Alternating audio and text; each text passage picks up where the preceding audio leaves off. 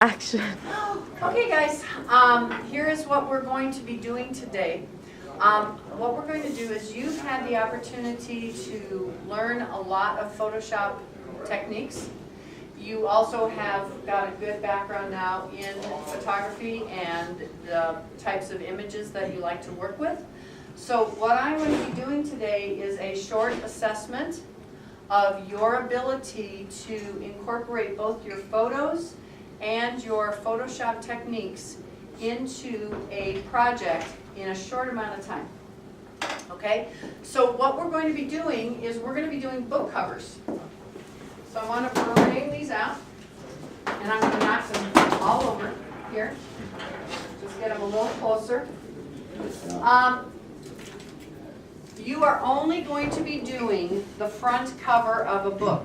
I have a series of titles for you to choose from, and then you are going to be creating. So these are books that you can come up, take a look at. They are from a variety of authors, and they are a variety of illustration, techniques. So some are drawings, some are photographs. Actually, most of these are drawings. Here's the photograph. Some are strictly typography. So you have the choice of doing this in any way that you want to effectively communicate your book cover.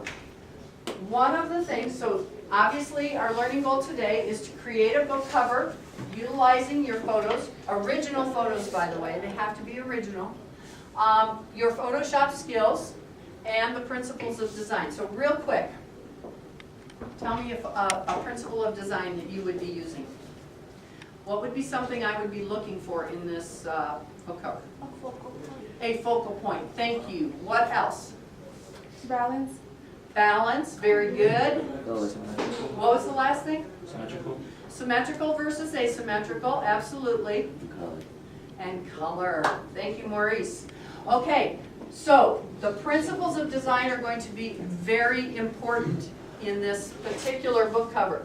So when we are done, you have to be done in this class period. So at the end of class, going to be looking for originality, going to be looking for your focal point, your color scheme, and all of the things that you just talked about, as well as that you can communicate a written idea visually. I have a couple of examples of student work from another class. The book cover was called Hiding Place. All right? Pretty cool, huh? That's a picture of the author, the boy who did it. This one called Three Faces of Fear. This young lady actually traveled to Africa, and those are pictures from her trip. And then another title, Abandoned. So does this give you a little bit of an idea? Questions on what we're trying to accomplish here? Okay. I'm going to pass out real quickly a rubric. I want you to just take one, pass it along. I'm going to review that in a moment. And in the meantime, I'm going to talk to you a little bit more about the actual project. The project will be done and completed in this 50-minute class, no extra time. This is an evaluation, like what we talked about. You may use no internet images. Of course, that's the normal, rule here, so not a big problem. If you do have images on Facebook that are your images, as long as they belong to you, you can use those. You are also welcome to use your own drawings. So if you want to use drawings, you can either draw in Adobe or you can draw and we'll scan it in with the scanner so that you can use your own drawings and artwork. When you are done, save your project in your folder under book cover, because unfortunately the printer is not up to speed today, as Mr. Wilbrink was just here to look at it. So we don't want to print anything today. We're going to try and print tomorrow. We've talked about what you're going to be, what we're going to be looking for. So that I'm going to be looking for is in your color scheme is, does it relate to your title? And what I'm talking about is colors have communication, they communicate something. When you think of red, Ruben, when you think of red, what comes to mind? Red. Red apple, okay. What? Blood, okay, which would indicate violence, right?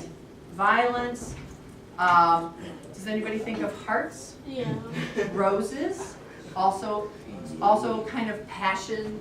What about pale blue? Sad. Sad. Tears. Tears, good. Could be water, peaceful, sky. Okay, do you see how colors communicate ideas without words whatsoever? You need to think about those colors when you are thinking of the color scheme you want to use for the book that you want to create. Okay, on your rubric, we are looking at, does everybody have one now? Okay, look at your rubric real quick. Wayne, if you are a proficient artist, and I want to know about the originality of your book, what will you accomplish if you are a proficient artist in originality?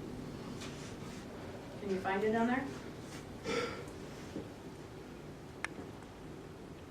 So look at, okay, all right, Ramon's going to help you out, Wayne. My images weren't to illustrate my book title, they were my own photos. Exactly.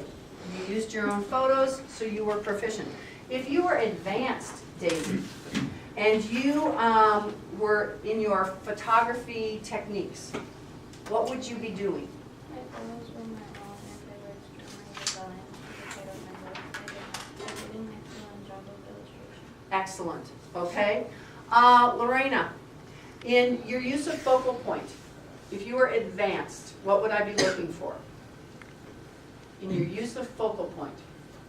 For proficiency, For advanced, if you are perfect, I excellent. created an original layout with a strong focal point which caught the eye through the use of contrast, balance, repetition, and unity. Okay, and do you understand what that Yeah. means? Okay, can you say it to me in your own words? That it has to have an interesting, like just one interesting point, like on the cover, and but it all has to come together, like the color. Perfect, awesome, okay. All right, any questions on our rubric? All right, if you have questions on it, you need to let me know. Your time starts now, and I'll be coming around to help.